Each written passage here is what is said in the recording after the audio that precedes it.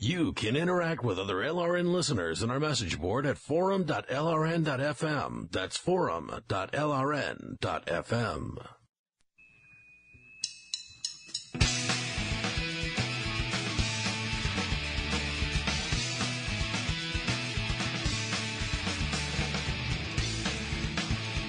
All right, y'all, welcome back to the show.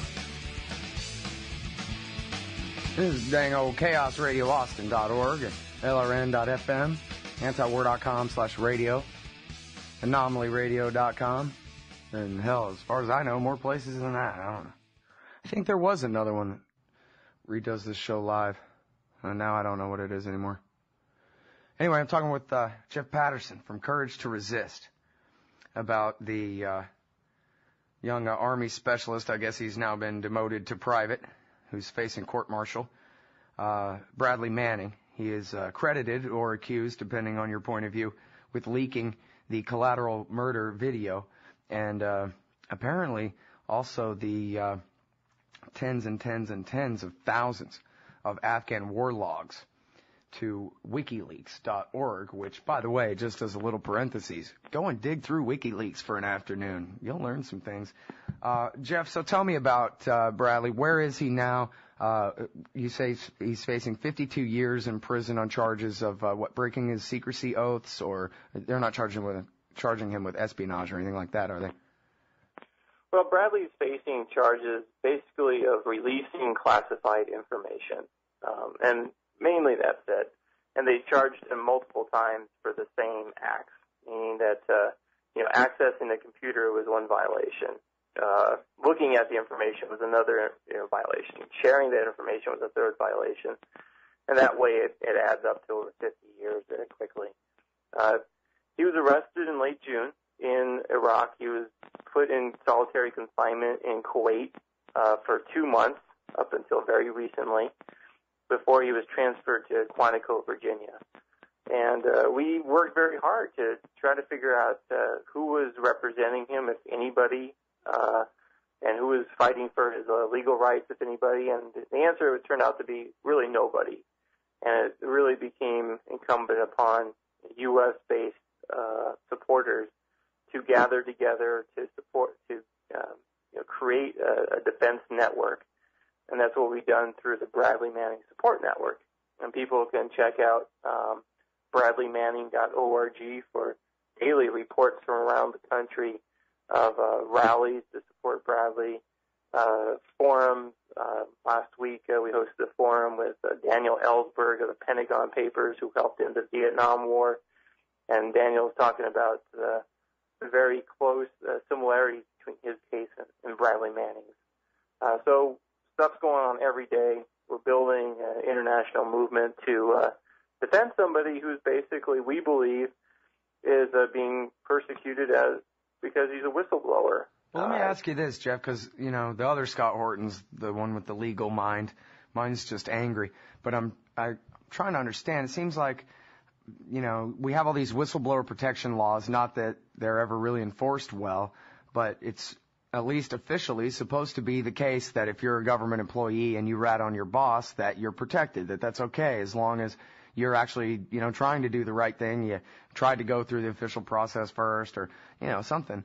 And of course, 99 times out of 100, the whistleblowers are persecuted anyway. But I wonder whether there even is a legal argument inside the military for saying to the military judge, for his lawyers to say to the military judge, but judge, it was a war crime, and it was covered up for years, and he had a moral obligation as high as his oath to the Constitution, perhaps as part of his oath to the Constitution, to get that information to the American people the best way he could. Is there a legal case that can be made that, yeah, he did it, but that's what makes him a hero, Judge, not a criminal?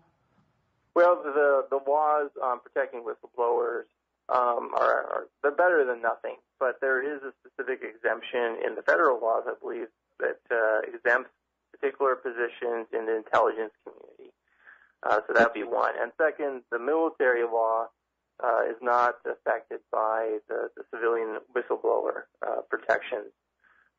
So that doesn't offer him any protection either. But what you're saying about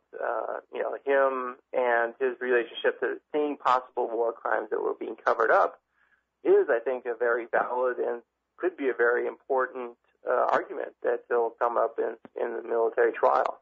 Because if he indeed is the person who released these documents, the question is why.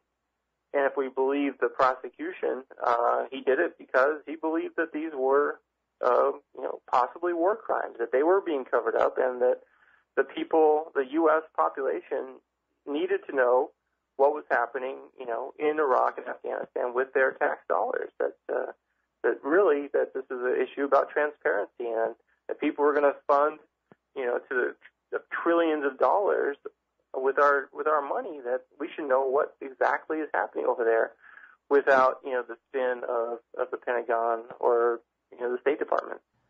All right, it's Jeff Paterson from CourageToResist.org, and, we talked with Mike Golgoski quite a few times on the show now, from BradleyManning.org. He's the one who set up that site, and then you and he really got together to create this Bradley Manning support network, right?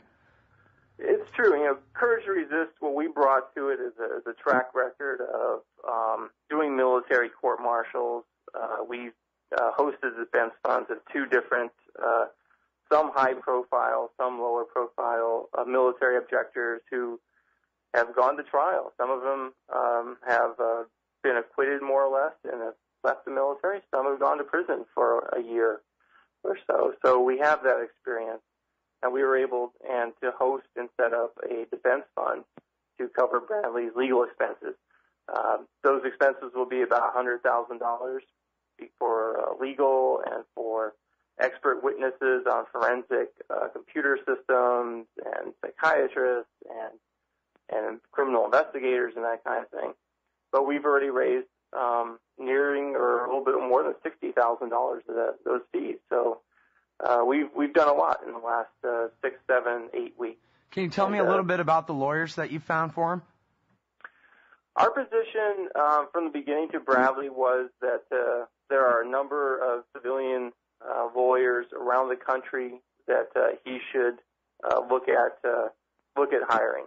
We tried to select the best lawyers around the country that were available and willing to and excited to take this case. And we gave Bradley those options, and he selected David Coombs out of the Rhode Island, Boston area to be his civilian defense counsel. So David is a lieutenant colonel in the Army Reserve. He's a professor at the U.S. Military Judge Advocate General Academy. He's been doing defense, and now he's gone into business for himself in the civilian legal defense world. I think David's looking to establish his civilian career with a competent and and strong defense of Bradley Manning. And we've had a good working relationship with him, building in parallel both the legal and the political defense efforts. Yeah, I'm so glad to hear that. When I first talked to Mike, I said, look, man, people might not know who you are. I didn't know who you were before, and anybody can just, Google up, do a who is, and get BradleyManning.org. And how do we know you're legit? How do we know this money's going where it's going? And he said, 'cause I'm working with CourageToResist.org. That's how you know you can trust me. Well, I appreciate that. We spent a few years now doing this full time. There's plenty of people, individuals, that you can look up on CourageToResist.org, their stories, what they went through, the outcomes, how much money that was spent on their fees and supporting their family members and travel fees and stuff like that. So I think we have a pretty good track record. And it's just too bad that Bradley couldn't keep his mouth shut and typed all these admissions to the rat Adrian Lamo. If he had just stayed quiet, he might have been okay and gotten away with it and done the right thing and known that, hey, the truth got out. So why brag to this rat? It's sad. Well, I think people get a little too preoccupied with Adrian Lamo and that situation. If you look at what Bradley was going through, he was in Iraq. He's 22 years old. Looking at all this crazy stuff, like the collateral murder video, raising concerns to his commanding officers, like, hey, this stuff's not okay. Are you guys aware of what's going on over here? And they're telling him just to keep his trap shut and to do his job and not ask questions. And in the process, becoming more and more isolated from people who are being, good soldiers and who aren't asking questions.